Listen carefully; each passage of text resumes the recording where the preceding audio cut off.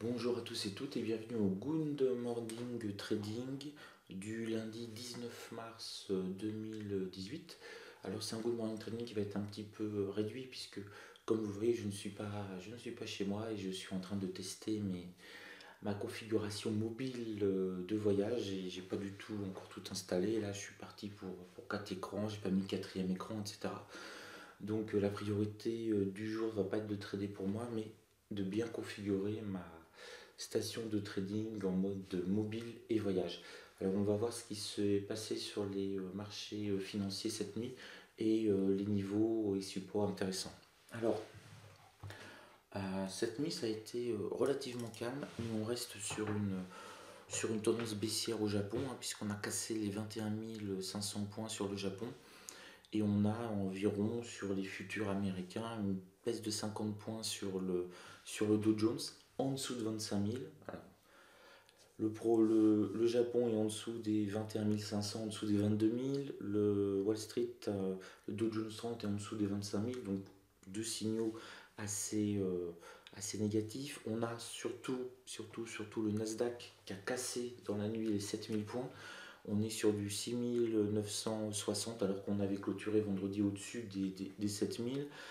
Donc on a quand même des signaux de baisse assez forts et on a estimation par le broker d'une baisse d'environ 50 points à l'ouverture sur le CAC 40, sur le DAX 30 et de 14 points environ sur le CAC 40.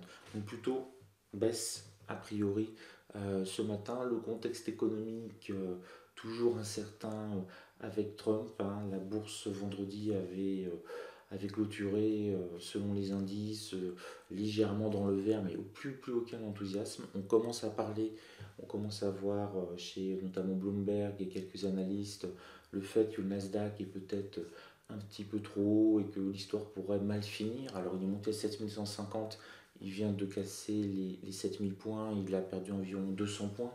C'est pas du tout un vent de panique, mais se rappeler que le Nasdaq est excessif dans les deux sens, à la hausse et à la baisse. Et là, on a quand même cassé dans la nuit les 7000 points. Donc, intéressant de voir s'il va tenter de rattraper les 7000 points et la réaction à ce moment-là. Peut-être une possibilité qu'il retourne sur les 7000. S'il touche les 7000, boum, il se prend une claque. On va regarder tout de suite le calendrier économique boursier de la journée. Alors, hop, c'est ici. Alors, il y a quasiment rien. Oui, on s'en fiche un peu. Paris, ça sert à rien. Tokyo, Pékin, c'est fait. Buenos Aires, on sait même pas où c'est Buenos Aires, c'est sur la Terre. Trêve de plaisanterie, ce qui est important, c'est 11 heures pour la balance commerciale de la zone euro du mois de janvier. C'est important, ça peut bouger, surtout s'il est mauvais, vu le contexte actuel où les indices commencent à baisser légèrement, mais c'est pas non plus l'indicateur macroéconomique du siècle. Là, on n'est pas sur le PIB américain. Donc ça devrait secouer un petit peu. Et puis on a une journée où il ne se passe rien du tout aux États-Unis. On a juste les résultats d'Oracle, ce qui est quand même intéressant pour le Nasdaq. Mais voilà, il n'y a pas de statistiques importantes à jouer. On va regarder les niveaux, les supports et petite analyse technique rapide sur tous les indices. Alors, on est parti, boum. Alors, analyse technique pour le Dow Jones 30. Alors, le Dow Jones 30, comme je vous le dis, on est en daily, en bougie journalière. Comme je vous le dis depuis quelques jours, c'est le cas de le dire, on risquait de faire des ondulations sur le point pivot mensuel qui est à 24 000, voilà, le point pivot mensuel ici, qui est aux environs de 24 800. Là, on est encore un peu au-dessus, mais on risque peut-être de s'en rapprocher. Alors, ce qui est intéressant de noter, c'est que toute la semaine dernière, ce point pivot mensuel a tenu. Alors, si on le casse, on a un objectif de baisse maximum pour les prochaines heures, jours, à 24 083. Middle support 1 mensuel. Donc si on casse, surveillez là et ne vous mettez pas à vendre sur ce support, même si la baisse est belle. À mon avis, ici on aura de toute façon une petite réaction des acheteurs si on plonge. Et puis on a toujours cette zone là, je vous la mets, des 25 000 points. On a du mal à rester au-dessus. Là on voit la journée du 15, la journée du 16, la journée Euh, c'est aujourd'hui la journée du 15 du 16, on n'a pas réussi à rester au-dessus des 25 000. On passe un petit peu au-dessus des 25 000, comme si c'était une ligne de flottaison. On prend un petit peu une respiration, et là vous avez les bières qui vous font la tête sous l'eau. Tu passeras pas les 25 000, mon petit gars. Donc vraiment à surveiller. Si on repasse au-dessus de 25 000, à moins qu'il y ait un breakout violent, je ne me vois pas, me mettre à acheter au-dessus de 25 000. Le scénario, c'est plutôt acheter largement sous 25 000. Et quand on passe au-dessus de 25 000, en fonction de la vitesse, de la rapidité, si on essaie de se maintenir ou pas, peut-être vers 25 100, 150.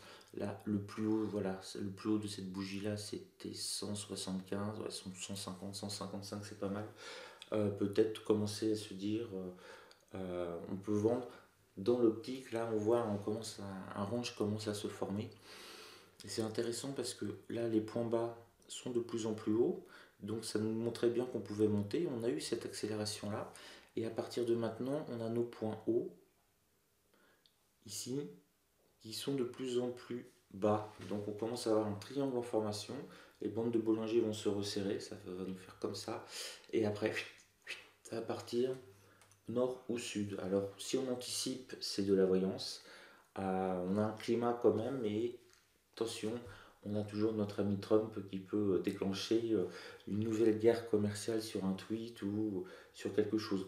Je pense que comme on s'approche des élections de mi-mandat, Trump va, comment dire, faire beaucoup plus de mouvements, beaucoup plus de propositions extrêmement rapidement pour plaire à son électorat. Donc c'est un facteur d'instabilité en bourse, en tout cas sur les places américaines, donc toutes les places mondiales, le fait que cette élection de demi-mandat arrive, le renouvellement d'un grand nombre de représentants américains, c'est un événement extrêmement important. Ça permet à Trump aussi de prendre le pouls pour un éventuel second mandat qu'il a annoncé, mais c'est vraiment quelque chose qui est très important pour lui. Donc on peut avoir des annonces, et ces annonces-là, ça déstabilise le marché en fonction de tel ou tel type d'annonce. Si l'annonce qui rebaisse les impôts des entreprises, on est parti pour 500 points de hausse en plus sur tous les indices, notamment le Nasdaq, c'est sûr. Mais on ne sait pas ce qui va, la prochaine idée qu'il va nous sortir, donc toujours vraiment restons extrêmement prudents, à mon avis. Pour le Nasdaq, on a un début de tassement. Il est beau le Nasdaq. On a vraiment été tout touché. Je vous avais dit, je crois, 7150. C'était ici qu'on a touché 7150. Et on a touché la R1 mensuelle à 7192,10. Donc quasiment 94, même 67 précisément. Donc quasiment les 7002. Et depuis, on tasse, on tasse, on tasse, on tasse, on tasse, on tasse. Et on a une prévision d'ouverture en ce qui concerne l'indice cash. Alors c'est pas une prévision d'ouverture, c'est réellement, là on est sur du 6960 sur le cash.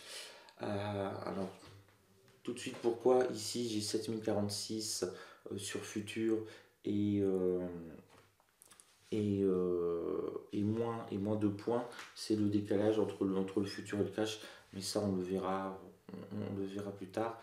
D'ailleurs, tant que j'y suis, je vais le mettre à jour. Voilà. Avec la bonne échéance, c'est un petit peu mieux quand même. Donc là, on est sur juin. Sur juin, on me donne 6982 à l'heure actuelle, donc ça correspond bien au futur. Quatrième journée de baisse, on a cassé le plus haut du mois précédent, ça c'est important, c'est un signe de baisse. Et on va peut-être aller chercher la middle ERA mensuelle qui est à 6964, donc on a encore un beau petit potentiel de baisse. Et notre fameux point pivot, nouveau point pivot mensuel qui est à 6700, on avait pris appui 2 fois dessus avant de rebondir.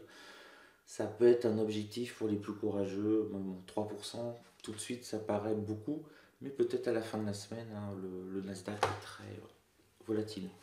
En ce qui concerne le DAX, alors lui, il a eu une tentative de rebond, notre ami DAX, mais elle ne marche pas du tout. Là, on est sur le 12 350 en anticipation d'ouverture, donc il va ouvrir à peu près sur ce niveau-là. Donc à nouveau une petite bougie baissière. Là aussi, zone très importante, 12 137. Là, si on atteint cette zone 12 125, 12 140, on a une bonne chance d'avoir un petit rebond. Là, c'est le royaume des scalpers. Alors, je sais pas, si ça baisse, ça peut baisser jusqu'aux 12 000 hein, sans aucun problème. Mais ici, c'est une petite embuscade en tout cas des acheteurs. On le voit graphiquement, techniquement, il y aura sûrement du monde. Donc on essaiera de prendre le plus de points possible. Ça peut être un point, quoi, me connaissant, ou 10, 15, on verra bien. Et pour le CAC 40, alors lui, bon, c'est pas qu'il nous énerve, mais voilà, anticipation d'ouverture, légèrement au-dessus de 5250, comme à chaque fois. Ça là, il est parti pour rester ça fait bientôt, on entame la deuxième semaine où il reste sur ces niveaux des 5250. Il est vraiment stoïque sur son pivot mensuel, un petit peu en dessous, un petit peu au-dessus, un petit peu en dessous, un petit peu en dessous, voilà, vous avez compris. Il est en train il tricote là, hein, au-dessus, en dessous, au-dessus, en dessous, au-dessus, en dessous. Donc c'est vraiment cette zone-là. On se rend compte quand même qu'il essaie de monter légèrement, mais qu'il est vraiment tassé. Là, on a deux points hauts. Dès qu'on se rapproche vraiment des 5003, ici 5292, là on est 5280, il n'y arrive pas. Il n'y arrive pas et boum, il revient sur les 5250, qui est une sorte d'axe de gravité pour le moment. Voilà, je ne vais pas être plus long, il faut vite que je monte mes écrans de trading.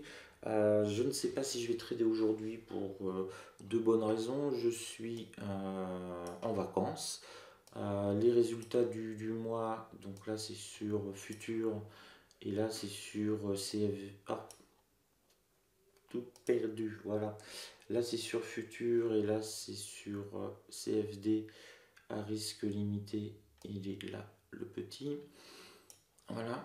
Donc je suis à 14,3 à 22 400 euros dans la poche. Donc je ne vais pas trop me presser. Je vais profiter de ma petite semaine de vacances. Bien monter mes écrans, ça c'est super important. Les démonter, les remonter, les démonter, les remonter pour vraiment me chronométrer et battre mon record. Là il est facile à battre le record. Pour pouvoir anticiper de partir beaucoup plus souvent en vacances avec une véritable station de trading mobile. Les écrans, le mât, tout ça j'ai.